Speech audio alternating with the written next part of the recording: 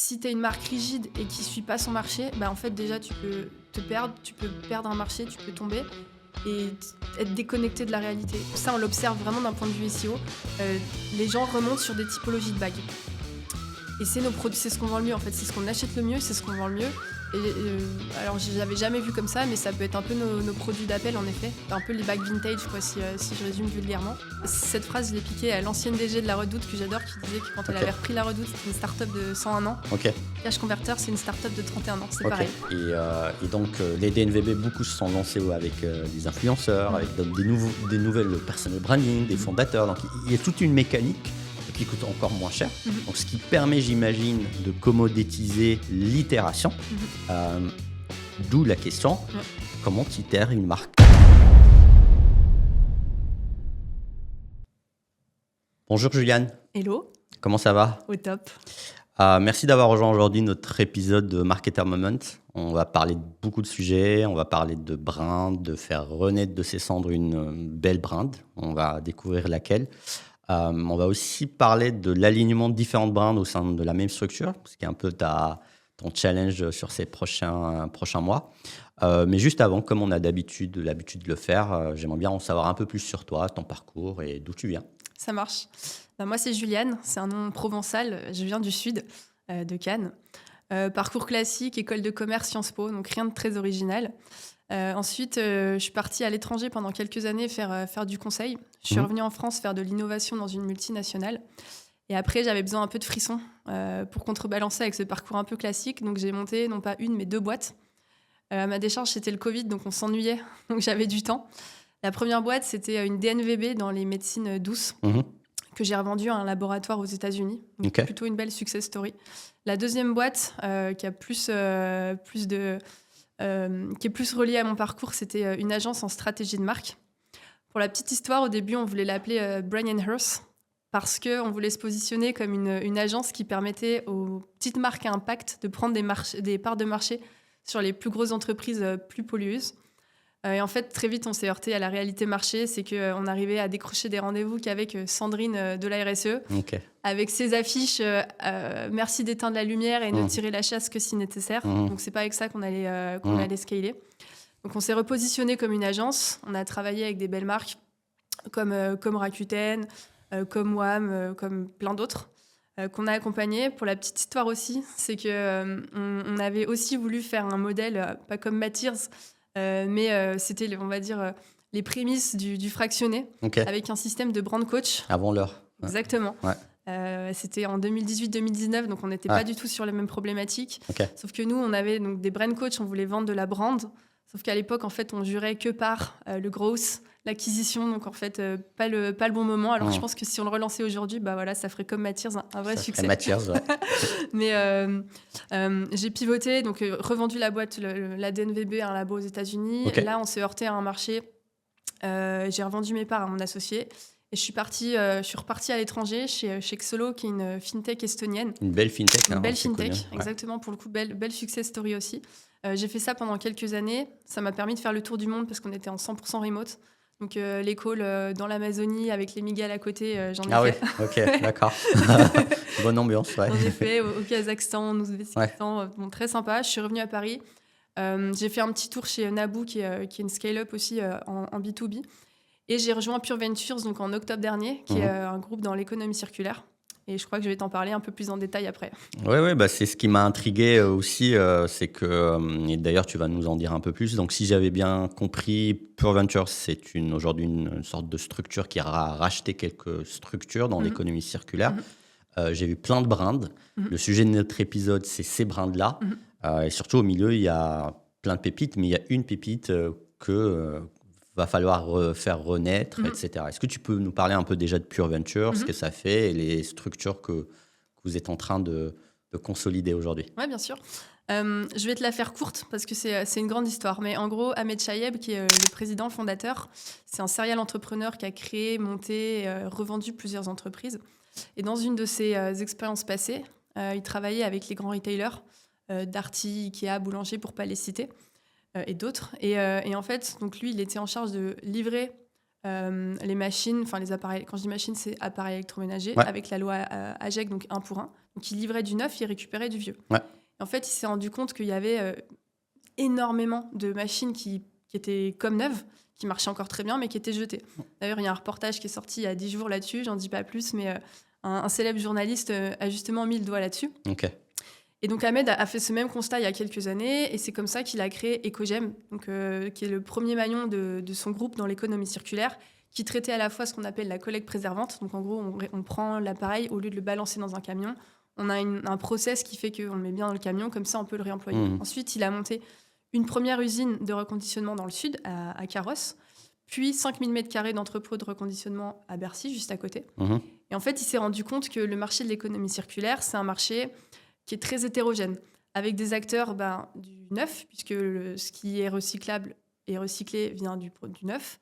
Et de l'autre côté, il y a tout ce qui va être asso, recyclerie, toutes ces choses-là qui sont top d'un point de vue environnemental, mais vu qu'il n'y a pas de logique commerciale ou très peu, en fait, il n'y a pas d'industrialisation, il n'y a pas de scale, de mise à l'échelle, etc.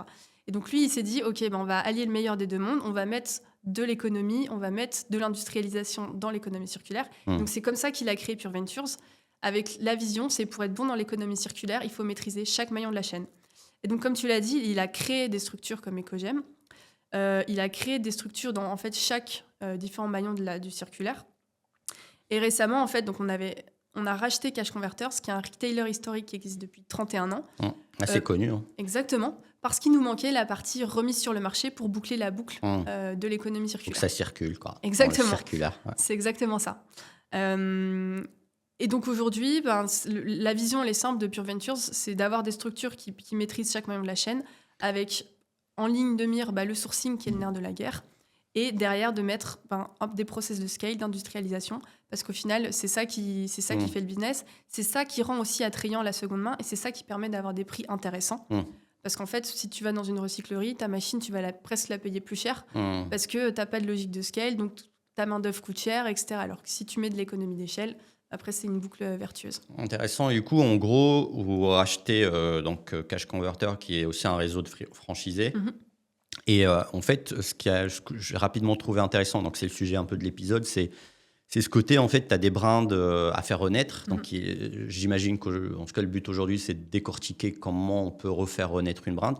Ce qui est intéressant, c'est que dans ta présentation, tu expliquais un peu ce côté où tu as fait aussi de la brand à une époque. Donc, je pense que tu as vu pas mal de choses, sachant que la mécanique même d'une brand, elle est autant scientifique, mais en même temps subjective, parce que voilà, il y a certes des mécanismes, mais aussi ça a évolué avec le temps. Il y a des évolutions de canaux historiquement, donc on pourra en parler après. Donc pour un peu revenir à ma première question par rapport un peu à tout ce qui est structuration d'une brand, tu as deux challenges. C'est que tu as aujourd'hui dans le portfolio de Pure Venture des brands naissantes et des brands à consolider, à faire renaître. Ma première question qui me paraît un peu évidente, c'est qu'il y a un sujet de maturité. Mais si on prend la première brand, donc pas Pure Venture, mais Cash Converter, comment tu envisages de faire renaître une brand? Est-ce que tu as vu des playbooks? Est-ce que tu as une sorte de master plan? Est-ce que tu veux exécuter certaines techniques? J'aimerais bien avoir ta vision aujourd'hui de comment faire renaître une brand en 2025. En fait, la première question que je me suis posée quand j'ai pris le challenge, c'est un peu c'est quoi nos clients aujourd'hui? Comment est perçue la marque? Comment elle va? Et j'ai travaillé la marque autour des chiffres. C'est quelque chose qu'on ne faisait pas il y a 5 ans. C'est quelque chose qu'on fait de plus en plus parce que justement, il y a cette logique de test and learn, de rentabilité. Et en fait, j'ai regardé aujourd'hui la marque, avec quel public elle résonnait. On en parlait un peu tout à l'heure. C'est vrai que, et je l'ai vérifié, on était au salon de la franchise il y a 2 semaines. En fait, il y a soit les gens ils nous disent « Ah bon, ça existe encore ?» Soit ils nous disent « Ah oui, quand j'étais petit, j'ai acheté un jeu Pokémon ou ma première Nintendo. » Donc, il y a un côté un peu affectif et ça, c'est mignon. C'est ça. Soit ils nous disent « Ouais, c'est la marque un peu... pour les gens un peu bizarres qui vont acheter des DVD bizarres au fin fond d'une zone commerciale. » Ok, intéressant. Soit ils nous disent ouais, c'est la marque de voleurs, où les voleurs viennent revendre leur truc. Exactement. Donc en fait, moi, ça me pose pas de problème d'avoir une marque comme ça si derrière, en fait, il y a un marché qui est pérenne. Mais en vrai, avec l'essor du C2C, donc Facebook Marketplace, Le Bon Coin, ils n'ont plus besoin d'avoir des interfaces physiques et au contraire, plus ils vont être directement avec les gens, enfin, je parle des resellers ou des gens un peu chelous, plus ils vont couper, moins il y aura d'intermédiaires, plus ils vont être contents. Donc en fait, faire du marketing pour ces gens-là, c'est pas forcément intéressant, c'est pas pérenne. Donc il faut qu'on aille chercher une autre typologie de clients plus pérenne. Ok. L'avantage, c'est qu'il y a un momentum de malade. Ok. Pourquoi ? Parce que 2025, aujourd'hui, les gens se posent des questions sur les ressources, sur l'économie circulaire. Donc d'un point de vue politique, macro, on est au top. Ok. Et après, d'un point de vue économique, il y a des entreprises top comme Vinted, comme Back Market, Ok. qui ont dépensé des millions en marketing pour évangéliser toutes ces pratiques auprès Ok. de gens Moi, je vois. et qui ont fait le travail pour nous. Et en fait, comment j'ai travaillé ma brand ? Donc, je te dis constat, la marque, enfin le public auprès de qui on raisonne, c'est pas pérenne. Le public, ok, de qui ça peut résonner, il y a quelque chose. Donc, en gros, tous les gens, les Vinted lovers, tous ceux qui utilisent Back Market ou juste les gens normaux, tu vois, qui sont sensibles à l'écologie et en même temps à l'économie parce qu'on est tous un peu en galère avec les crises, etc. Donc, en fait, on a vraiment une carte à jouer. Sauf qu'on n'attrape pas les mouches avec du vinaigre. Tu vas sur le site aujourd'hui, il est en train d'être refondu, il n'a pas été encore refondu. Ok. En fait, toi et moi, on va pas acheter dessus parce que ça nous parle pas, ça résonne pas. On est en train de le refondre et ça a été un des premiers piliers, c'est comment, d'un point de vue marque, d'un point de vue design, d'un point de vue branding, d'un point de vue wording, on résonne alors avec à la fois les clients qu'on veut garder, parce que les clients qu'on a, c'est des clients très fidèles et on ne veut surtout pas. C'est en fait aujourd'hui, c'est eux qui font notre chiffre d'affaires, donc tout à l'heure, je rigolais un peu, tu vois, mais en attendant, ils nous font quand même manger tous les jours. Donc, ces clients-là, je veux les garder, je veux les chouchouter. Mais je veux aussi aller toucher notre cible. Et donc, tu vois, il y avait un vrai enjeu sur comment je fais une marque, en gros, si je résume, pas bobo, techos, très sympa, parce que je vais perdre les clients qui aujourd'hui continuent à me faire manger. Mais comment je réussis à faire une marque inclusive, mais au sens vraiment qui touche tout le monde et qui résonne auprès de tout le monde. Et c'est un peu ça, tu vois, l'enjeu d'aujourd'hui. Ok, très clair. Ce qui suit est notre format Marketer Moment, un podcast qui invite des leaders du marketing autour d'une thématique précise. Ce format, ainsi que d'autres, sont produits par Mathers, société spécialisée en marketing à temps partagé. De la réflexion stratégique à l'exécution opérationnelle, nous mobilisons des directeurs marketing ainsi que des équipes d'experts pour résoudre des problématiques marketing les plus complexes. Je vous laisse regarder notre site web en description et je souhaite un bon visionnage.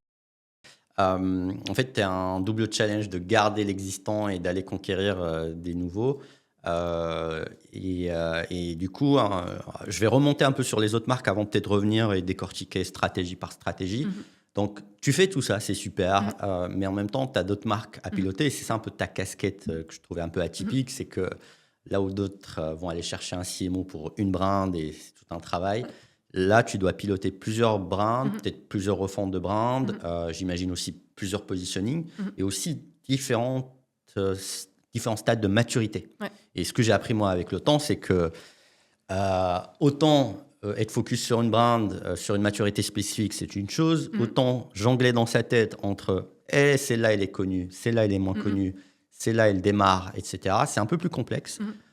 J'aimerais bien un peu que tu nous parles déjà des autres marques et que tu nous essaies de nous décrire la spécificité de chaque marque dans le portfolio.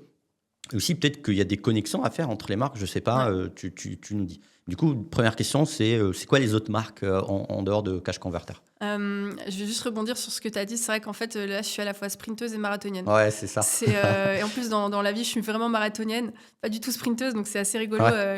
Et je vais t'expliquer pourquoi je dis ça. Donc effectivement, tu as Cash Converters, qui est une start-up de 31 ans. Cette phrase, je l'ai piquée à l'ancienne DG de La Redoute, que j'adore, qui disait que quand elle avait repris La Redoute, c'était une start-up de 101 ans. Cash Converter, c'est une start-up de 31 ans, c'est pareil. Mais on en a un peu parlé, je vais plutôt te parler des autres boîtes. Quand on a racheté Cash Converters, on a racheté Carrefour Occasion, où là, ça va être du marketing de supermarché. Au bon sens du terme, ça veut dire que tu as des gens qui sont fidèles à la marque Carrefour, c'est quand même pour nous un gage de qualité. C'est la même chose que Cash, mêmes outils, mêmes meubles, etc., mais avec un autre logo. Mais avec un marketing un peu différent parce que tu as des gens qui viennent au supermarché et qui sont habitués à l'enseigne Carrefour et qui s'attendent à avoir le même niveau de service. Donc, c'est à nous, tu vas nous mettre au cordeau là-dessus, sur le SAV, sur toutes ces choses-là. Un truc rigolo, c'est que le business model de Cash, il est basé sur l'achat-revente. Ce que tu viens acheter en boutique, c'est 100%, enfin 99%, ce que les gens sont venus vendre en boutique. Et on a des grosses difficultés avec les Carrefour Occasion parce que les gens, quand ils viennent faire leurs courses chez Carrefour, En fait, ils sont dans une démarche, je vais acheter mes courses, je vais acheter mes tomates, Ok. ma mozzarella, ce que Le tu veux. quotidien, quoi. C'est pas Exactement. l'exception. Ouais. Et donc, ils sont dans la logique d'acheter. Donc, en fait, c'est très facile pour nous de vendre dans les Carrefour Occasion, mais c'est très difficile pour nous de faire venir vendre les gens leurs produits. Et en fait, c'est rigolo parce que dans les Carrefour Occasion, c'est mathématique. Ok. Plus tu as de stock, plus tu vends. Ok. Et donc, en fait, on a des stratégies, tu vois, pour restocker, etc.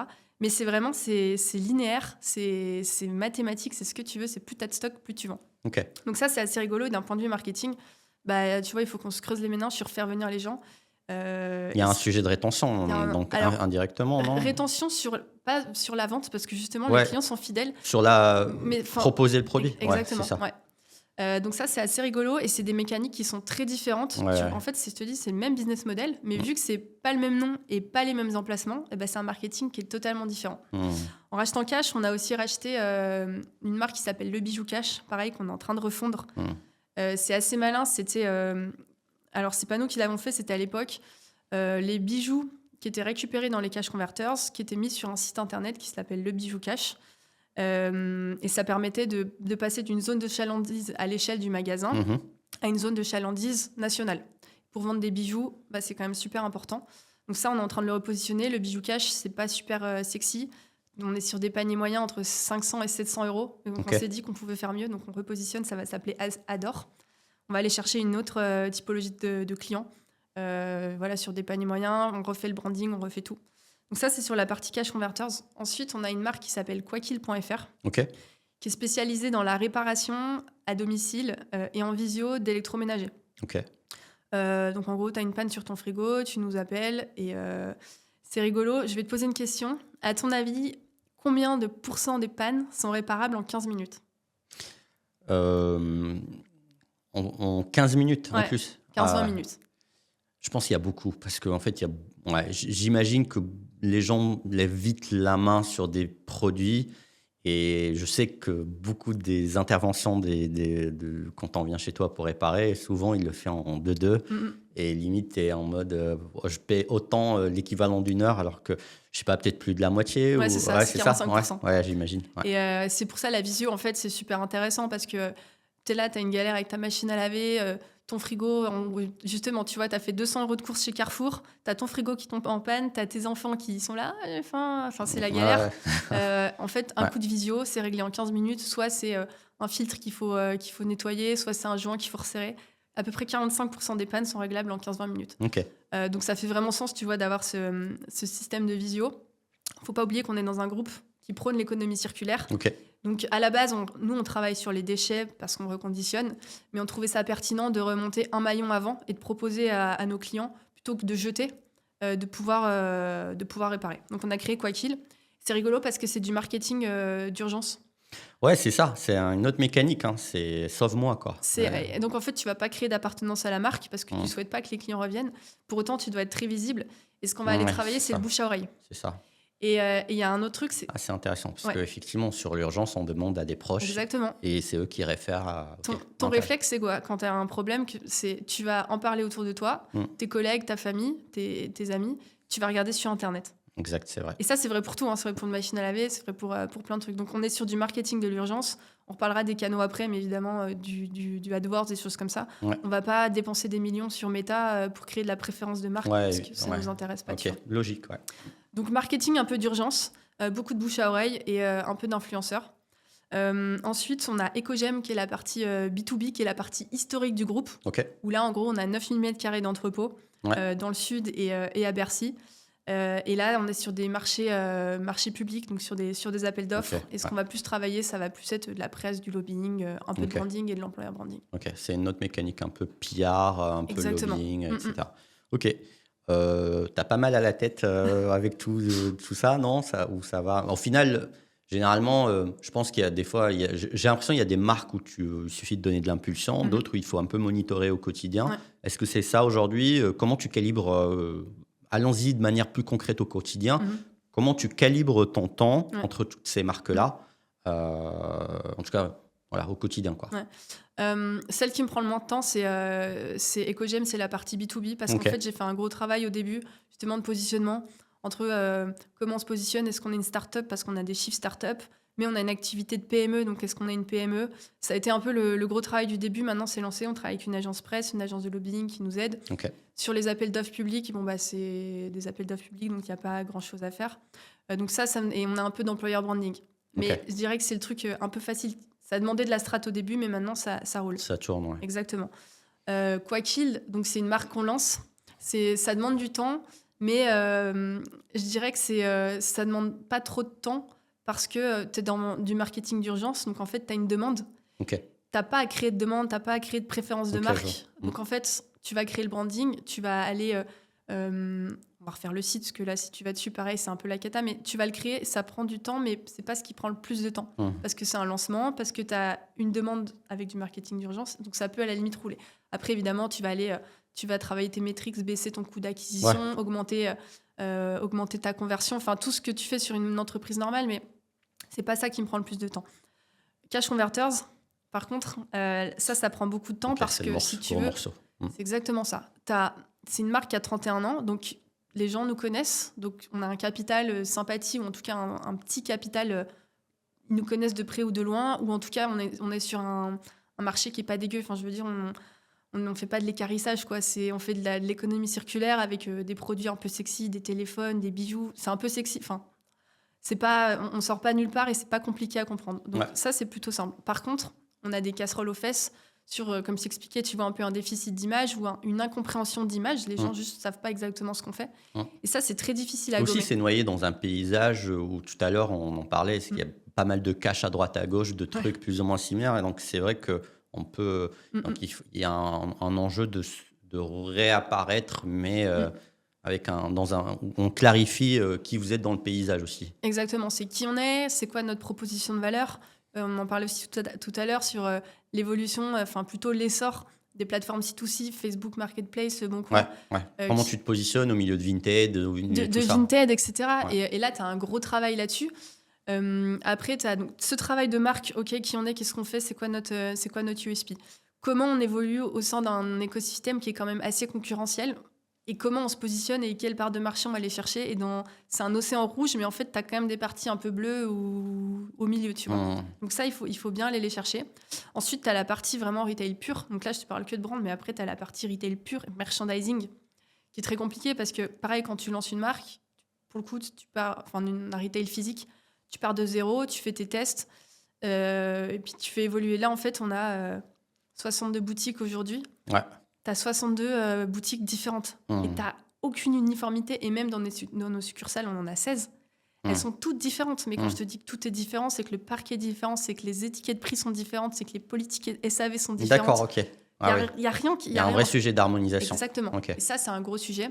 Sujet du SAV, gros sujet. E-réputation, gros sujet. Enfin, tout est un gros sujet. Parce qu'en fait, tu ne gères pas un magasin, une boutique, tu en gères 62. Et surtout qu'il y a une autre particularité que j'ai cru comprendre dans l'univers de la franchise, donc aussi dans votre univers, c'est que souvent dans les franchises, tu vas avoir une partie qui est directement owned, c'est-à-dire que ça vous appartient, souvent un laboratoire, un test, et il y a une autre partie où c'est des franchisés. Donc l'alignement aussi, la diffusion de la nouvelle brand, c'est des mécaniques différentes, parce que j'imagine que tu as rapidement le pouvoir de tester, itérer dans on va dire vos propres magasins du groupe. Tu m'avais dit 16 succursales. Succursales. Et j'imagine, après vous déployez ou vous déployez en même temps, c'est quoi la configuration si on rentre un peu opérationnellement demain, voilà, tu es en train de se restructurer la brand, tu dis voilà, le logo, le machin, les couleurs, la manière d'aborder, tout ça, ça va être comme ça. Tu le testes en amont dans vos succursales et après tu déploies en playbook. C'est quoi l'idée ? En fait, il y a plusieurs points qui font qu'on arrive à cette stratégie. C'est que, comme je t'expliquais, le réseau, il était assez enclavé. La marque, elle allait jusqu'au tribunal de commerce, donc ça allait pas. Ok. Nous, et ça faisait plusieurs années qu'en gros, ça allait pas, et il y avait une défiance entre les franchisés par rapport au siège. D'accord. Donc nous, on débarque. Donc quand je dis nous, c'est en gros le groupe Pure Ventures débarque. Donc tu vois, il faut déjà gérer un peu cette notion de défiance qu'ont les franchisés. Ok. Ensuite, je parle d'un point de vue purement marketing. Les dernières décisions qui avaient été prises il y a 2 ans, il y avait eu justement un rebranding avec un nouveau logo qui avait été pris.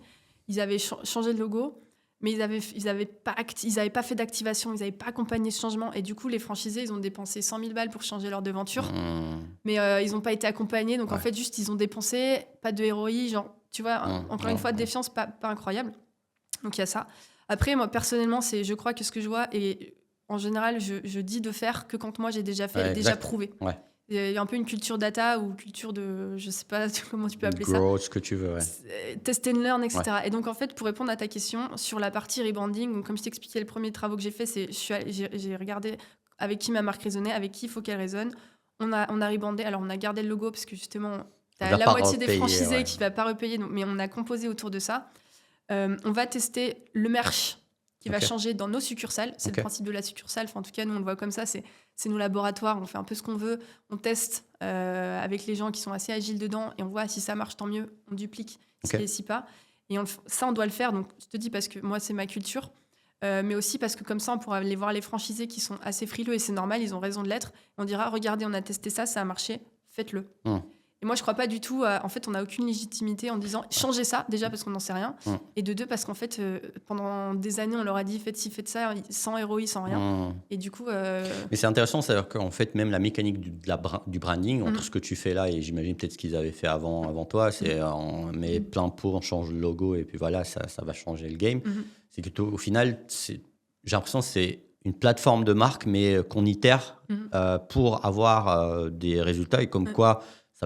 C'est pas toujours que subjectif ou on va aller brainstormer et ça va être ça pendant 5 ans, mais qu'aujourd'hui, il y a des mécaniques, j'imagine, et ça m'amène un petit peu doucement aux canaux notamment, pour rapidement appliquer ce qu'on retrouve dans l'univers du marketing digital, je teste and learn, je remonte la donnée, j'ajuste, je reteste et je mets en place cette feedback loop.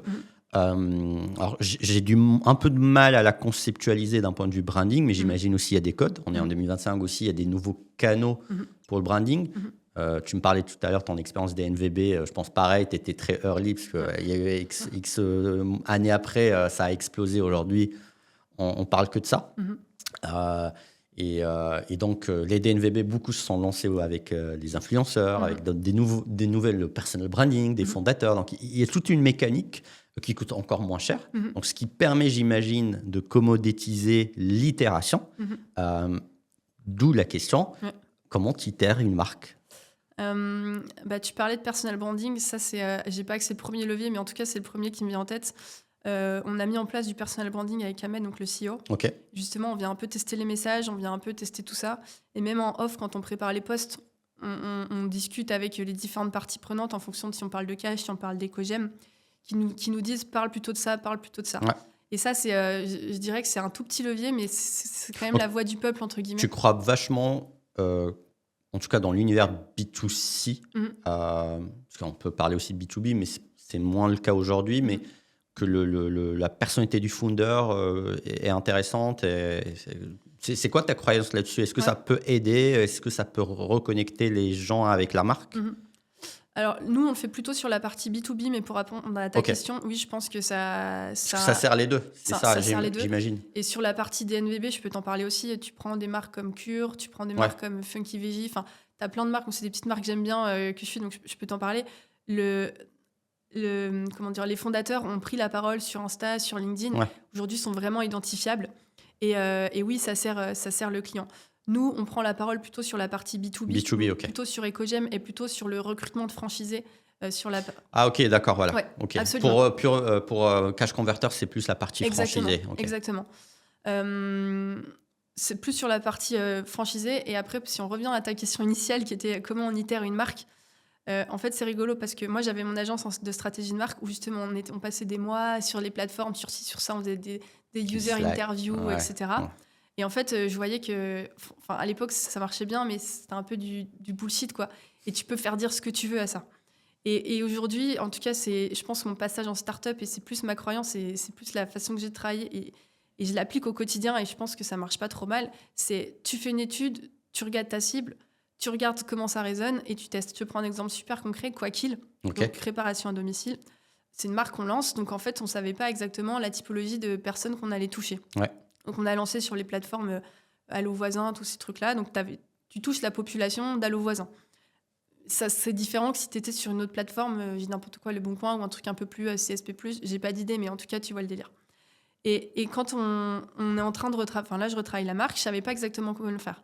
Donc, en fait, ce que j'ai fait, c'est que je me suis fait des interfaces avec un truc, un peu de qualité. Encore une fois, c'est du marketing de l'urgence. Donc, qu'est-ce qui va faire qu'ils te choisissent toi plutôt que GG Plomberie ? Non, mais c'est bête, mais tu vas à l'opposé de ce qu'ils peuvent trouver ou là où tu vas trouver de la défiance. Donc, tu vas faire des interfaces là-dessus. Tu vas trouver les canaux justement pour toucher les CSP+. Est-ce que c'est Lulu dans ma rue ? Est-ce que c'est un post, je sais pas où ? Enfin bref, tu vas chercher ça.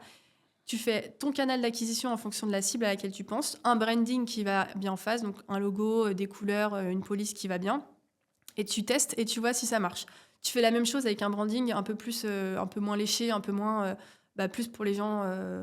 on va dire pas les bobos parisiens, quoi, les gens un peu plus reculés, qui n'ont pas trop d'argent.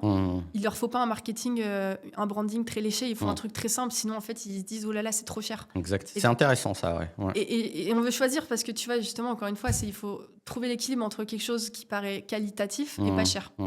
Et donc ça on va le tester sur des interfaces, sur des canaux d'acquisition, sur de l'influence. Justement tu vas prendre un peu le mec radin malin qui est au fin fond de son... Soit t'as le radin malin, soit t'as le mec qui est au fin fond de son garage avec une dent en moins, qui aura la cible, tu vois, qui lui parle. Et en fait, tu vas tester là où le message résonne le plus, là où le branding résonne le plus, et t'itères. Au final, tu perds pas beaucoup d'argent. C'est ça. Parce que tu testes, en fait, t'en sais rien. Enfin, moi, j'en savais rien au début. Et au final, il se trouve que la vérité est un peu au milieu de tout ça. C'est ce qu'on est en train de voir, en fait. Et sur Cash Converters, on fait la même chose. Sur Adore, enfin, le bijou cash qu'on repositionne en Adore, c'est la même chose. Et ça, en fait, c'est quelque chose que j'ai appris au fil des années, qu'il faut une vision. Il faut la garder, il faut évaluer ta cible, pas partir dans tous les sens, sinon ton budget marketing, tu le crames en 2 secondes et ça, c'est ce que tu veux éviter.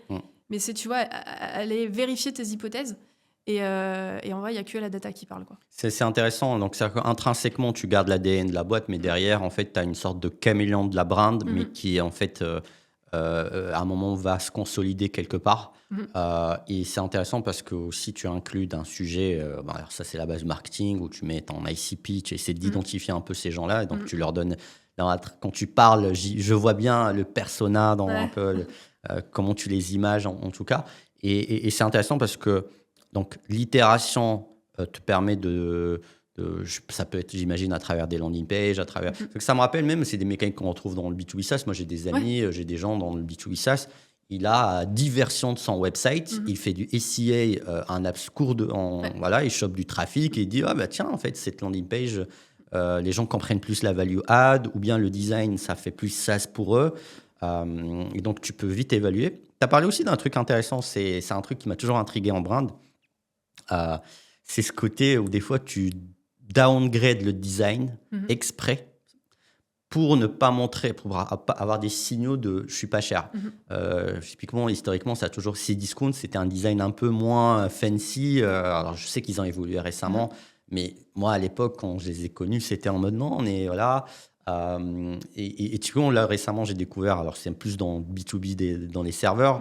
Aujourd'hui, quand tu achètes des serveurs, tu as des websites géniaux, Amazon Web Services, etc. Récemment, pour les gens qui veulent consommer des gros serveurs, mais pour pas cher, contrairement à Amazon Web Services, en fait, il y a des trucs allemands, mais c'est dégueulasse à voir. Mais en même temps, c'est très, très peu cher. Alors, je ne dis pas dégueulasse, c'est juste que l'UX, elle fait un peu vieillot, mais parce que ça sert à un objectif on est vraiment pas cher. Vous, c'est un peu ce côté juste milieu parce qu'au final, il ne faut pas que la brand donne un côté trop, on est un Champs-Élysées, j'en sais rien, mais en même temps, il faut quand même qu'on se dit que les produits sont de qualité. Du coup, ce qui m'amène à une sorte de question un peu naturelle après, c'est que, ok, super tout ça, mais à un moment donné, tu dois un peu identifier des canaux, des gens avec qui tu travailles, une mécanique un peu plus durable. C'est quoi, selon toi, sur une des marques ou même Cash Converter aujourd'hui? Je rebondis juste sur la question d'avant. Nous, il y a vraiment un enjeu justement de branding parce que quand tu fais de l'occasion, alors je parle au global ou de l'économie circulaire, dans la tête des gens, soit c'est plus cher, soit c'est moins cher, soit c'est pas qualitatif. Ok, 3 catégories. Plus cher, pas C'est qualifié. plus cher, en gros, ceux qui passent par les recycleries et qui sont OK de payer parce que c'est local, parce que c'est ci, parce que Ok. c'est ça, et dans leur tête, c'est OK. Soit c'est pas qualitatif parce que c'est de l'occasion, donc c'est pas qualitatif. L'autre, je sais plus ce que j'ai dit, c'est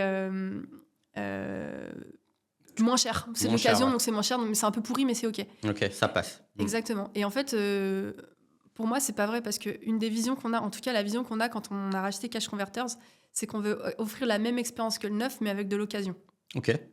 Ça, c'est ce pourquoi on a racheté Cash Converters, parce qu'on est persuadé qu'en gros, aujourd'hui, d'un point de vue écologique et économique, il faut qu'on ait des versions de seconde main qui soient attractives, et justement pour éviter le côté soit des matériaux pourris, soit des friperies, soit des brocantes, enfin, c'est des trucs pas ouf avec des matériaux pas ouf. Parce que c'est pas vrai, parce que tu as des produits d'occasion qui sont top, Ouais, qui c'est ça. sont aussi bien que le neuf. Enfin, je Et veux vous dire, agissez en filtre aussi, c'est ce qu'on oublie Exactement. aussi, c'est que la mécanique, c'est Ouais. que je me présente dans le magasin, Mhm. je vous propose mon produit, vous pouvez des fois refuser parce qu'il est très abîmé. Mhm. C'est une forme de filtre qu'on trouve un peu moins peut-être structuré, parce que souvent on va le découvrir quand on le reçoit et on le revoit. Donc déjà, en une économie circulaire, c'est Mhm. pas joli, quoi. Mais bon. C'est ça. Donc, tu as cette partie-là, tu vois, de la marque. Et c'est juste rebondi, encore une fois, c'est l'itération, elle est là aussi sur, tu vois, trouver le juste équilibre entre être attractif, pas paraître trop cher, Ok. pas paraître pas cher, et parler, en gros, à Martine, 55 ans, ou à Kevin, 25 ans, tu vois. Ok. C'est ça un peu l'enjeu. Et pour moi, c'est vachement important d'itérer parce que, justement, tu parles à toutes ces cibles, ça évolue, et c'est important d'évoluer pour pas rester une marque, que ce soit, toutes les marques que j'ai en portefeuille, en fait, elles répondent à cette même problématique, quoi. C'est radin malin, écologique, économique.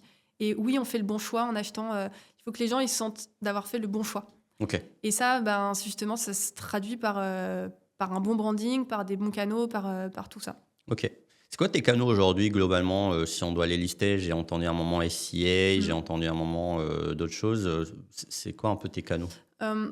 En gros, sur Cash Converters, les canaux, ça va être, alors, pour tous, de la presse. Ah, Mais PR, intéressant. Beaucoup de PR, tout simplement parce que soit on est des marques en reconstruction, soit on est sur des marchés publics où on Ok. doit faire parler de nous. Il y a toujours de l'impact du PR. J'ai différents sons de cloche. Ouais. Est-ce que tu arrives à le mesurer ou... Alors, moi, je le mesure. Donc, nous, on coupe PR et personal branding avec, Ok, ouais, avec je vois. Ahmed. Et en fait, on a des leads, donc d'un point de vue B2, donc les franchisés qui se présentent à nous, ça marche. On a Ok. des leads, donc ça marche. Ok. Et d'un point de vue un peu lobbying, etc., on a reçu, donc mon boss a reçu un message pas plus tard qu'avant-hier.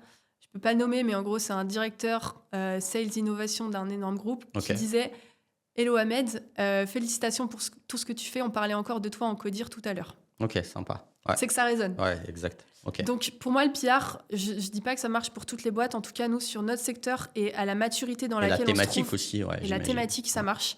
Et sur Cash Converters, en fait, ça nous aide à reprendre la parole sur justement dire on existe, voici notre vision et voici ce qu'on va faire. Ok. Donc pour nous, ça marche et on a des retours des franchisés, on a des retours de partenaires, on a des retours plutôt positifs et en tout cas, ça résonne dans la tête des gens. Donc on a des retours, donc pour moi, ça marche. Mais encore une fois, je nuance parce que c'est pas vrai pour tout le monde, tu vois, et tous les business. C'est ça. Ok. Donc PR, et ça, c'est le premier truc que j'ai mis en place pour justement commencer à faire infuser les nouveaux messages qu'on avait.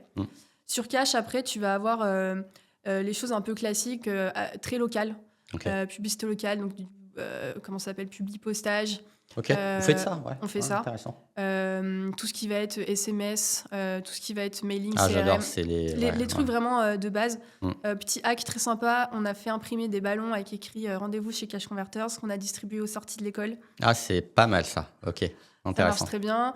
Ça, c'est un peu le field marketing. Ok, c'est une nouvelle vague de restructurer un peu Ouais. ça dans pas mal de boîtes.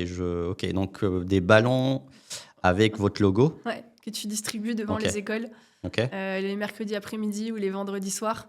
Et hop, le lendemain matin, tu revois les enfants avec leurs parents chez les Cash Converters. On l'a Intéressant. pas testé partout, mais là où on l'a testé, ça a bien marché. Ok. Tu vois, c'est des petits hacks, des choses comme ça. Ouais. Influenceurs. Ok. Alors, on a fait un peu de test and learn. C'était juste, moi en tout cas, je voulais voir un petit peu. On prépare une grosse campagne. Souvent, ça va maintenant avec le PR, non? Ou bien c'est on the Moi, je side, les différencie complètement. tu te débrouilles. Parce que j'ai vu aussi les structures PR qui veulent essayer de. Mais ils n'ont pas tous les codes. Ouais. Donc, toi, tu as pris l'approche, un peu pour les auditeurs, pour qu'ils voient un peu les.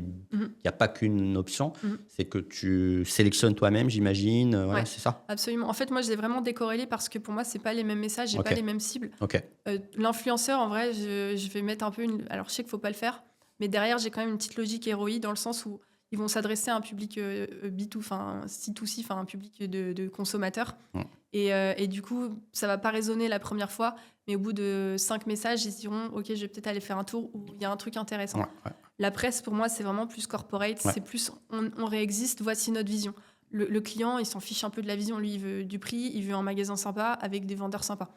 Du coup, ce ne sera pas les mêmes messages et c'est pour ça que j'ai décidé de les splitter. Logique, ouais. Et surtout, encore une fois, la partie presse, j'étais très à l'aise de passer avec une grosse agence, un peu mastodonte, parce que justement, qui connaissait la terre entière, avec les bons réflexes. Surtout, vous avez des enjeux de lobbyisme aussi. Exactement. Ouais, donc, alors que les influenceurs, c'était quelque chose que je connaissais pas, donc je me suis dit, il faut que je le teste moi. Et c'est comme ça, en fait, j'ai voulu le faire moi-même et je suis allée au cas par cas. handpick. Exactement. Là, pour le moment, il n'y a rien de scalé. C'est vraiment, on est encore en phase de découverte. Donc ça, c'est sur Cash. Sur Quackfield, marketing d'urgence, donc du SEA. SEO, c'est un peu trop tôt encore. J'ai préféré directement aller dans le c'est vif du temps lent sujet. en plus. Exactement. Du SEA, du coup. SEA, ouais. L'idée, c'est quoi? De choper des mots-clés d'urgence, c'est ça? Ouais, c'est ça. Ouais. D'être en premier dès que quelqu'un Exactement. tape. Ouais. Et là, la logique, en gros, on a pris les mots-clés long trend parce que petit budget et en fait, on réinvestit. Ouais, je vois. Truc un peu classique, 1 euro investi, tu en gagnes 2, tu réinvestis. Surtout que l'intention est plus spécifique. Genre, tu convertis mieux globalement. Exactement. Avec la long tail. Ouais. Exactement. On ne l'a pas encore fait, mais je suis en train de préparer une campagne d'influenceurs. Alors là, pour le coup, ça sera vraiment l'influenceur un peu mécano, un peu débrouille, qui va aller toucher une cible qui répare. Il y a un univers de ces gens-là. Ouais, c'est un univers parallèle. Ouais. C'est assez rigolo, mais tu vas taper des 100 000 vues, 150 000 vues sur changer le joint de je sais pas quoi, de la machine, du four, du truc. Ouais. C'est énorme. Ouais. Et t'as des gens, un garagiste avec son truc qui se filme et il devient d'un coup intéressant. Et derrière, les gens qui regardent, t'as de tout. C'est vraiment très, très hétérogène. Ouais, j'imagine. Ouais. Donc, c'est assez intéressant. Donc, pour le moment, SEA, à venir, influenceur. Ok. Et moi, j'aimerais mettre un programme. Et ça, je m'arrache un peu les cheveux. C'est partenariat / affiliate, des choses comme ça, parce que tu vas travailler de bouche à oreille, encore une fois, marketing d'urgence. Donc, qu'est-ce que tu fais? Si tu as une panne, tu demandes autour de toi. Et donc, le programme partenariat, j'y crois pas. Parrainage, j'y crois pas. Ouais. Parce que tu oublies. Ouais, c'est mais il y a un truc à faire. Ouais, tu veux craquer l'incentive. Ouais. Ok. Et ça, souvent, je vois plein de marketeurs et même de fondateurs qui voient un truc, mais ce qui est plus dur, c'est de trouver l'incentive, la vraie, pas la fausse, parce que tout le monde peut faire un programme, dit je te donne 10% ou des trucs. Mais je vois très bien et c'est assez challengeant. Il faut se creuser un peu les. Là, tu peux pas dire trouve-moi 2 personnes et je te fais 10%. Ouais, parce qu'en fait, ça se trouve, c'est dans 6 mois. Ouais. Et tu peux pas non plus lui dire je te file 1 000 euros parce que c'est de la corruption. Tu as des cartes Amazon. Enfin, faut trouver. Ouais. En fait, c'est souvent des problématiques plutôt de top of mind, mais à quel coût je me paye ce top of mind par rapport à ce que ça me rapporte, parce qu'on revient à de l'urgence, si je ne me trompe pas. Donc, top of mind sur de l'urgence, est-ce que c'est rentable? Ça, c'est une équation à découvrir. Ok, super. Tout ça, c'est beau. Mais une fois que ça commence à marcher, et je me dis, c'est quoi les KPI généraux? Parce que le problème de l'acquisition pure, on peut savoir le CAC, peut-être s'il y a des sujets d'LTV, mais bon, c'est moins le cas, parce que dans ton cas, mais tu traques quoi? Du CA, du volume, du quoi exactement? C'est pareil, c'est un des gros sujets. Cash converter, à la fin, ce qu'on va regarder, ça va être le chiffre d'affaires. Okay. Ça va être la marge. Sachant que ce qu'il y a de rigolo, c'est que la marge, en fait, on ne veut pas une marge trop haute parce que c'est de l'occasion, donc il faut que les prix restent acceptables. Ouais. Donc, en fait, on va regarder plutôt le volume sur la marge. C'est un ratio intéressant. On va regarder le panier moyen. Justement, ça, moi, en tout cas, le panier moyen, ça m'intéresse parce que c'est un truc qu'on peut travailler sur une même cible, donc réduire le coût d'acquisition. Le coût d'acquisition aussi. Aujourd'hui, il est un peu compliqué parce que on n'a pas priorisé le digital tout de suite. On va plutôt prioriser remettre à flot le retail. Ok. Le Donc, physique. Le physique, Ouais. exactement. Et le digital, ça viendra en temps 2.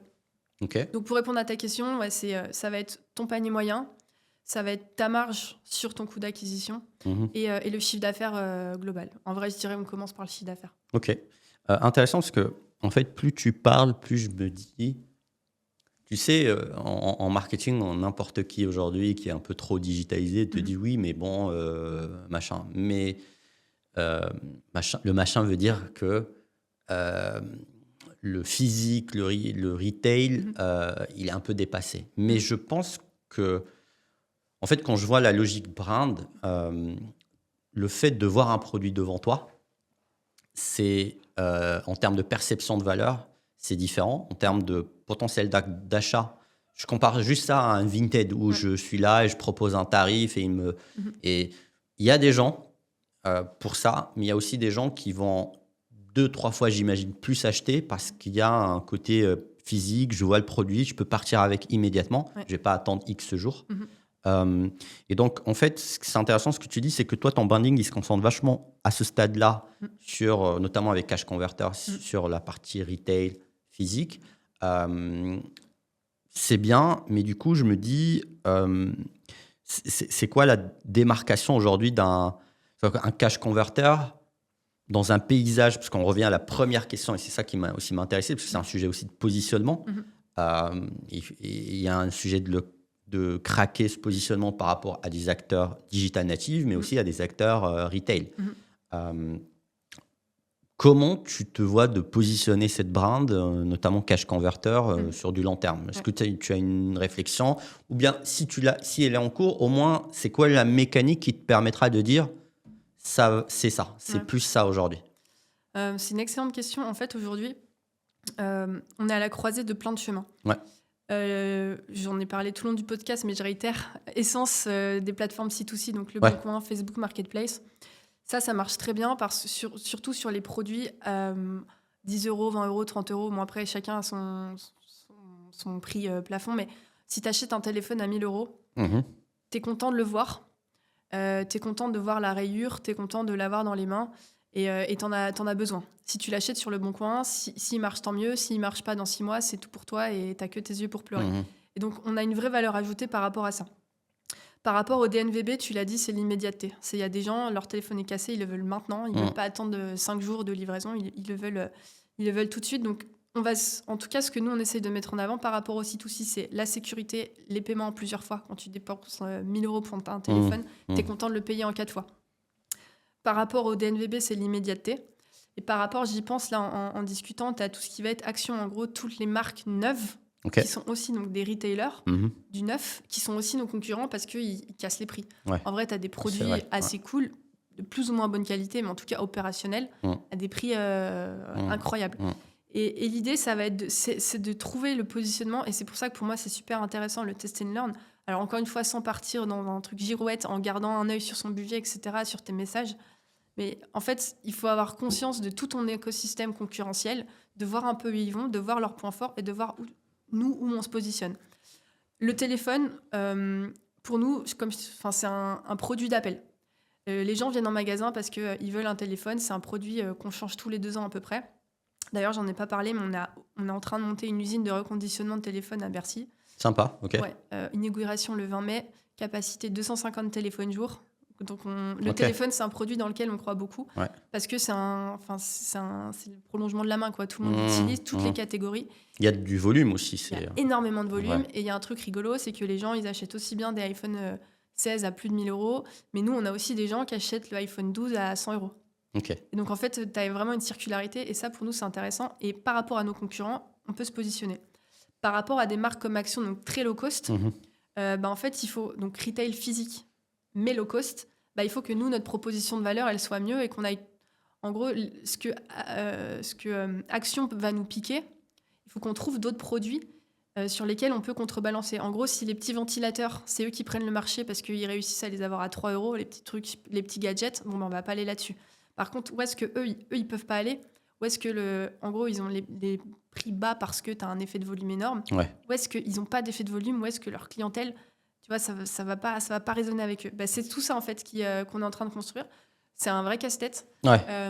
C'est un casse-tête parce qu'il faut qu'on trouve à chaque fois où est notre proposition de valeur, où est-ce qu'on peut la placer et se positionner dans cet océan rouge. Mais à chaque fois, en fait, ce que je te disais, j'en suis persuadée, on le voit, c'est un océan rouge, mais tu as des courants bleus, tu vois. Et c'est là où il j'aime faut bien aller. l'image. Ouais. C'est là où il faut aller. Ouais. Et peut-être c'est temporaire. Exemple très concret. Jusqu'à il y a encore 3-4 ans, Cash Converters, sur la partie sono, Wi-Fi, etc., c'était le best-seller, c'était le top du top. Aujourd'hui, avec justement l'arrivée des produits chinois qui font des qualités OK en neuf, les gens, ils s'en fichent. En fait, ils gardent leur truc. Ouais. Ça bouge très vite. Exactement. Les ordinateurs, pareil, on avait une super... d'un point de vue high-tech, on était top. Aujourd'hui, tu as des super ordinateurs, je ne connais pas les marques, mais 300 € qui sont top.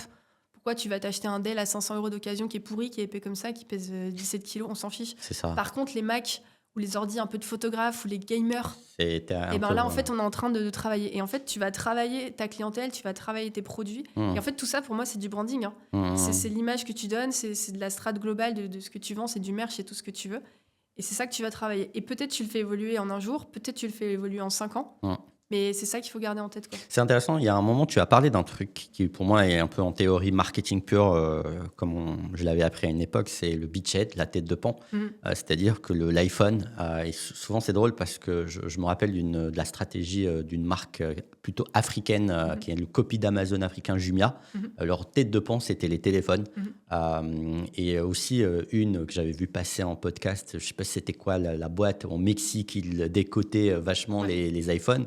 Et c'est intéressant parce que typiquement, il y a toujours dans des boîtes qui vendent des produits comme ça, les téléphones, les aspirateurs, les machins, tu as une sorte de produit d'appel. Et souvent, c'est là où on fait des efforts en termes de marketing, quitte à peut-être perdre de la marge, etc., pour attirer et après, derrière, recycler. Tu as identifié des beachheads sur les différents, tu as parlé du téléphone, donc ça, c'est Cash Converter, c'est ça? Et les autres, c'est quoi? C'est genre, je sais pas, est-ce qu'il y a un bijou? Tu parlais de Adore. J'aime bien déjà le nom de la brand, en tout cas le nom. Est-ce que c'est quelque chose qui marche en dehors de ce que vous faites, mais ça m'a toujours intrigué parce que j'ai l'impression que ça a toujours été un moteur des Jumia, des boîtes un peu plus. Dans ce cas, là, je me rappelle plus le nom de la boîte qui a été lancée au Mexique et qui visait l'Amérique latine. Je sais pas si Amazon ils avaient ça au début aussi sur quelque chose. Je sais qu'ils ont démarré dans les livres, etc. Je sais que c'est pas de l'occasion dont je parle, bien que Jumia typiquement ils avaient récupéré cette partie occasion aussi à un moment donné. Ça m'intrigue toujours cette mécanique. Est-ce que c'est quelque chose qui marche? Est-ce que ça peut faire partie d'une stratégie de branding? Je pense. Sur Adore, il y a 2 choses qui marchent très bien. Et ça, en fait, on le voit avec les requêtes SEO. Ok. Donc, documentées par la data. Ouais. Ça va être tout ce qui va être les mots-clés long trend. Alors, je ne suis pas une experte en bijoux, mais type bague, art déco, monture, je ne sais pas trop quoi. Ouais. Et un style de bague, j'ai oublié le nom, mais ça va très bien marcher. Et il se trouve qu'on en a. Et après, donc, je décris limite ma bague. Exactement. Ta bague ou ta monture ou ta pierre. Alors, pas trop rubis saphir, c'est plus trop à la mode, mais en tout cas, ça, on l'observe vraiment d'un point de vue SEO. Les gens remontent sur des typologies de bagues. Et c'est nos produits, c'est ce qu'on vend le mieux, en fait. C'est ce qu'on achète le mieux, c'est ce qu'on vend le mieux. Alors, je l'avais jamais vu comme ça, mais ça peut être un peu nos produits d'appel, en effet. Un peu les bagues vintage, quoi, si je résume vulgairement. Et après, tu vas avoir ce qui fait waouh. C'est quand tu mets des produits de grande marque. Donc, en gros, quand tu as un clou de Cartier, quand tu as la Panthère, quand on rend des Rolex, quand on a des Birkin, on a des trucs, du Jacquemus, on a un peu toutes les marques. Ou en gros, ce que je veux dire par là, c'est que soit tu rentres sur le bijou un peu d'exception, mais une typologie un peu vintage, soit tu rentres sur la grande marque, en gros, parce que la personne, elle cherche un bijou ou un accessoire de grande marque moins cher, certifié. Certifié, c'est intéressant. Ouais. Ok. Donc ça, c'était effectivement cette question. Donc tu me confirmes un peu, en quelque sorte. Maintenant, revenons un peu à cette étape de... Voilà, tu as ta marque, tu as ta vision de la marque.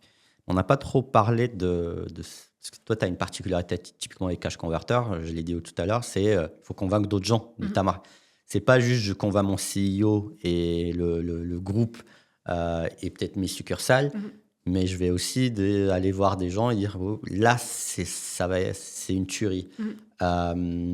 Comment tu envisages cette partie-là? Autant dans le déploiement que dans la persuasion, parce que c'est un double travail aussi. C'est que tu dois convaincre, tu dois pitcher la brand à ces gens-là. Franchement, c'est un gros sujet et je suis loin d'avoir réussi. Ça se fera pas en un an. Je pense que, comme je t'expliquais, le réseau, il était un peu enclavé. Donc c'est ça, tu pars d'un déficit de confiance énorme. Et déficit de confiance, déficit de trouver sa place et de se positionner en tant qu'expert. Parce qu'en fait, le marketing qui était fait ou qu'on fait aujourd'hui, il est moins bon que ce qu'ils font. Donc, tu vois, il faut que déjà on soit meilleur. Donc, pour répondre à ta question, ça, c'est un peu mon état d'esprit. Mais c'est prouvons, faisons bien, faisons mieux, mettons des chiffres en face. Et ensuite, pour moi, intellectuellement, c'est beaucoup plus facile d'aller les voir et leur dire, voilà, il faut faire ça. Et aujourd'hui, sur la partie brand, sur le rebranding, je le justifie avec ce que je te disais tout à l'heure. Donc, la clientèle qu'on a aujourd'hui, elle est bien. Nos chiffres, ils sont pas extraordinaires. Donc, il faut qu'on aille chercher autre chose. On va tester le autre chose avec, encore une fois, on n'attrape pas les mouches avec du vinaigre. Donc, avec ce nouveau branding, ces nouveaux canaux et ces nouveaux messages, on teste, on voit. Et en fait, mon message, en tout cas, moi, ce que je transmets, c'est on teste, on voit, et je le fais pour telle raison. Et j'avance. Et en fait, aujourd'hui, c'est juste ça. Tu vois, je cherche à convaincre personne. Juste, j'explique ce que je fais, pourquoi je le fais. Et j'en suis juste là, tu vois. Mais du coup, en fait, ce que je voulais aussi, là où je voulais aller, parce qu'effectivement, la question avait un double enjeu, c'est que en dehors, par exemple, de Cash Converter, moi, je ne connais pas l'univers de la franchise. Mais je me suis toujours posé une question, c'est comment j'aligne une brand à l'extérieur, en quelque sorte, de ma boîte dont j'ai vraiment la maîtrise, chez des personnes qui doivent un peu la... En gros, est-ce que c'est... Tu vois, je veux juste un peu démystifier ça pour peut-être des gens qui vont soit monter une franchise ou qui gèrent une franchise ou qui ça les intéresse. Ce côté, le kit brand, c'est quoi? En dehors du logo et du website, est-ce qu'on change les flyers? Est-ce qu'on change les tenues? Est-ce que, en dehors de Cash Converter, c'est plus toi, ta vision de ce que c'est qu'un kit brand ou une plateforme brand pour une franchise? Tu as dit pas mal d'éléments. Tu as déjà ton site internet. Et en gros, tu as tout ce qui va être éléments de communication pour communiquer sur, en gros, qui est ta marque, à quel public tu t'adresses, qu'est-ce que tu vends, qu'est-ce que tu fais. Suivant ce que tu fais, ça peut être, je te dis, un site, ça peut être des flyers, ça peut être ce que tu veux. C'est un peu le kit de com externe. Ensuite, pour moi, tu vas avoir la partie réseaux sociaux, qu'aujourd'hui est un peu indispensable, peu importe ton business. D'ailleurs, si je peux me permettre une question, est-ce que, tu fais une question assez naïve, tu files le réseau social local à la franchise ou tu pilotes au national? Je ne sais pas s'il y a une bonne réponse ou pas, mais je me suis toujours posé ce genre de questions, en tout cas. Écoute, c'est rigolo, j'ai eu une insomnie avant-hier et j'ai parlé à ChatGPT toute la nuit sur ce sujet. Mon statement, c'était « Je ne crois pas que les réseaux sociaux fassent venir des gens en boutique ». J'ai commencé ma discussion avec ChatGPT là-dessus. Et en vrai, mon opinion là-dessus, c'est que pour moi, la marque nationale, ça doit communiquer sur qui tu es, qu'est-ce que tu fais pour les clients, à qui tu t'adresses. Et ta marque locale, que ce soit Cash Converters, Leclerc, ce que tu veux, c'est tes équipes en interne, c'est tes produits, tes arrivages et un peu l'état d'esprit. Et ça, tu peux le dupliquer avec du Leclerc, du restaurant, du McDo, du ce que tu veux. Enfin, en tout cas, moi, c'est ma vision. Et là, je suis en train de l'expérimenter et c'est un peu ça. C'est-à-dire que le national, il ne doit pas parler du local, des équipes, du truc. Ce n'est pas son rôle. Il reste un peu corporate. Alors, c'est moins fun. Sauf si tu t'appelles McDo et Burger King. Et là, tu peux aller chercher du fun. Mais bon, on n'en est pas là. Mais sinon, c'est plutôt ton local. Quand tu as des équipes très locales, tu fais des trucs locaux qui parlent. En fait, encore une fois, on en revient au branding, à la cible, au marketing. Fais des trucs qui parlent à ta cible. Qui est-ce que tu veux toucher, tu vois? Est-ce que tu veux de la préférence de marque? Ça, c'est le rôle d'un compte national. Ou est-ce que tu veux que les gens ils aillent en boutique? Ça, c'est du local. Et donc, tu vas avoir des messages. En gros, les gars, venez chez moi, quoi. Venez manger chez moi, venez acheter chez moi. Très clair. Je reviens à la partie locale. Et tout à l'heure, tu me parlais, c'était un peu du field marketing, marketing terrain avec des actions. J'ai bien bonne idée, en tout cas, j'ai bien aimé. Du coup, pour un peu un takeaway pour les auditeurs, en fait, est-ce que tu l'as exécuté c'est-à-dire avec ton équipe nationale, c'est-à-dire que tu es allé un peu toi-même ou avec une partie de l'équipe, ou bien tu as fait intégrer dans le processus des franchisés? Je me pose des questions comme ça aussi, dans le terme opérationnel, qu'est-ce que ça implique? Aujourd'hui, c'est plus nous. Donc, on fait des petits tests. Encore une fois, on est aux prémices. Ouais. On est aux prémices, donc on fait des petits tests. Parce que, en fait, moi, je me sens pas légitime d'aller voir les franchisés et de leur dire faut faire ça. Parce Ok. qu'en fait, tant que je l'ai pas fait, ils vont pas me croire, et même moi, je vais pas me croire parce que je l'ai pas fait. Ouais. Donc, pour répondre à ta question, on le fait. Enfin, on est aux prémices on est en train de le faire. L'idée, c'est qu'on l'industrialise sur tous les tests. Et en tout cas, l'équipe, je suis en train de la staffer comme ça. Tous les process qu'on met en place, c'est pour ça. Mais c'est toujours, on teste nous sur les succursales et ensuite, on fera développer au niveau national. Mais tu peux pas leur dire faites ça parce que, en fait, souvent dans les franchises, tu as un peu une dichotomie entre les gens du siège et la réalité terrain. Et dans le retail, tu as ça aussi. Enfin, les Souvent. franchises, mais pas que franchise. Tu as aussi ça, tu as le siège qui pense un truc et la réalité terrain qui est tout autre. Et pour moi, il faut vraiment aller sur le terrain.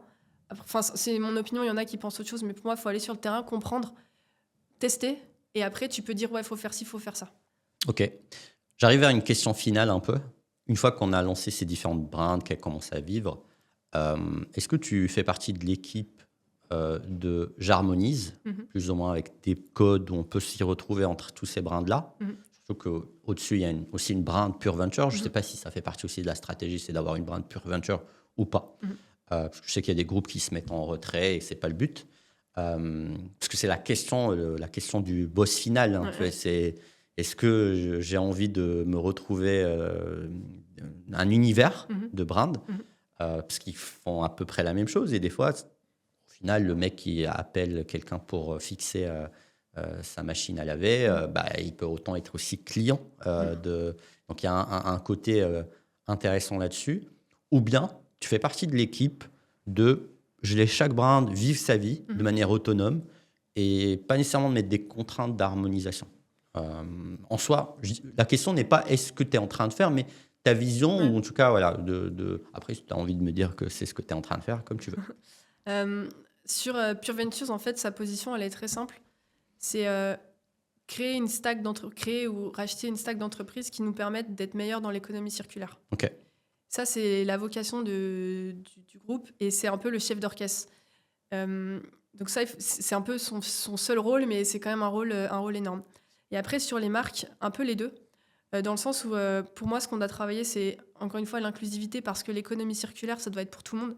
Ça ne doit pas être juste pour les bobos ou juste pour les pauvres qui n'ont pas assez d'argent pour se payer du neuf. Ça doit être une pratique pour tout le monde. Et donc ça, dans les marques, ça doit se retrouver. Quand je dis inclusif, c'est vraiment, on ne doit pas être trop cheap, mais on ne doit pas trop être trop bobo. Donc ça, c'est un trait qu'on va retrouver dans toutes les marques. Et après, encore une fois, ça va dépendre du marché. Mais pour répondre à ta question, il faut que ce soit attrayant, archi important sur l'occasion, que ce soit chez Cash, chez Coakil, enfin peu importe, dans n'importe quelle marque, et que ça parle à tout le monde. Que ça soit pas niche et que ça soit pas réducteur. Et après, que ce soit bleu-vert, Dutch Qualitat, machin. Plus côté liberté. Exactement. Et pragmatisme que Exactement. Absolument j'harmonise. Archi pragmatique. Et aujourd'hui, Pure Venture, on l'a pensé comme ça. Ça se trouve dans 6 mois. En fait, on n'entendra plus parler parce qu'il y aura une marque qui parle plus. Qui prend le dessus, des exactement. fois. Et pour le coup, moi, je pense que c'est le background startup. J'aime bien faire évoluer les choses. Et ta marque, elle va évoluer. Et si, en fait, chaque choix que tu fais, il est avisé et il est sensé, en fait, tes clients ou ton univers de marque, ça va suivre. Si tu es une marque rigide et qui ne suit pas son marché, en fait, déjà, tu peux te perdre. Tu peux perdre un marché, tu peux tomber et être déconnecté de la réalité. Et après, encore une fois, ça dépend des marques, ça dépend du secteur, etc. Le luxe doit rester du luxe, etc. Mais en tout cas, nous, sur notre écosystème, moi, je pense que c'est mieux de faire ça comme ça. Assez clair. Je pose toujours cette question à la fin. Je ne sais pas s'il y a un sujet ou une thématique qu'on n'a pas abordé que tu trouvais aussi intéressante, que je n'ai pas posé en mode question, ou sinon, si tu as des recos de livres, de films, parce que j'aime pas toujours ces côtés livres, on peut aimer un film, autre chose. Voilà. Donc, est-ce que tu penses qu'on a tout abordé, ou est-ce qu'il y a encore d'autres sujets que tu te disais intéressants? Non, je pense que s'il y a un truc, j'étais tout à l'heure en point, l'irréputation et les services clients. Ok. Je le mesurais pas forcément parce que je viens de l'univers du SaaS. Oui, ouais.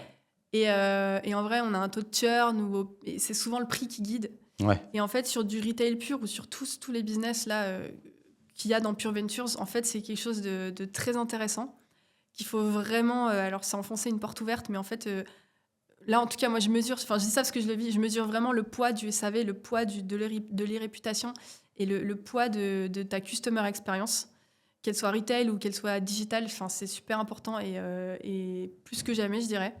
Ça, c'est un premier point. On n'en a pas trop parlé, mais là, je suis en plein dedans. En fait, ça fait écho à un épisode à faire qui est, entre parenthèses, cette nouvelle vision.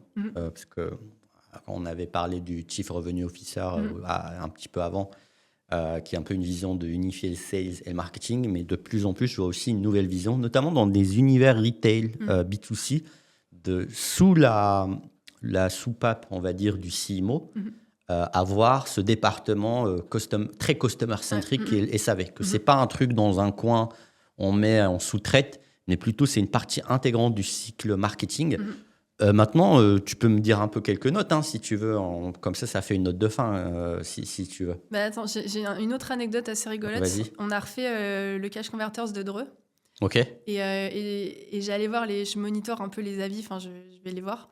Et en fait, tu as un avis assez drôle d'une fille qui a une orthographe un peu douteuse, qui nous a dit, en gros, vous êtes bien mignon, mais il suffisait de refaire le plancher, un coup de peinture, encore des intellectuels qui ont tout refait, qui se sentent supérieurs. Okay. Et du coup, on a quand même mis pas mal d'argent dans ces travaux, avec un peu le nouveau concept, nouveau merch. Et le mot de la fin, c'est en gros, ça, je l'ai piqué à Yomi Denzel. Ok. C'est écouter et regarder ceux que vous voulez devenir et pas ceux que vous vouliez quitter. Ok.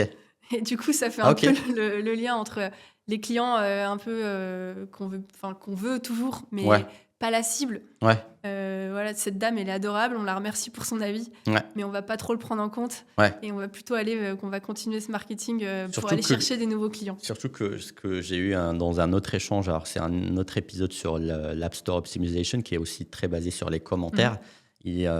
Dans l'échange, il disait qu'en fait, c'est drôle, ce qui est l'univers du commentaire, il crée deux extrêmes. Tu as les gens qui adorent énormément par nature. En fait, les gens, ce qu'ils me disaient, c'est que les gens ne commentent pas quand c'est in the middle. Le ventre mou, Voilà. Donc, c'est bizarre, mais ça crée un truc par nature qui est extrême. C'est-à-dire, je commente quand j'adore, je suis dingue de la marque ou du truc. Et je commente quand je déteste. Mais tu vas pas... tout le average, il n'est pas pris en compte, en quelque sorte. Et donc, ça fait écho un peu à ça. C'est qu'au final... il y a ce niveau de où est-ce que je mets le curseur dans la satisfaction client, mais en même temps, tu vois, ce que tu dis indirectement, c'est que tu l'as intégré dans la compréhension de la chose. Maintenant, comment tu structures ça, comment tu t'en sors d'un point de vue opérationnel pour que le feedback remonte vite et se réinjecte dans le processus, ça, c'est un peu le challenge. C'est le cas, il y a l'idée d'intégrer le SAV, le support, effectivement, dans... Complètement. En fait, jusqu'à présent, c'était comme tu disais tout à l'heure, j'irais un peu derrière, mais pour moi, c'est une erreur. Il faut vraiment le prendre en compte. Et ça fait partie, tu vois, justement, de la feedback loop, de l'itération et comment tu fais évoluer ta marque. En fait, autant prendre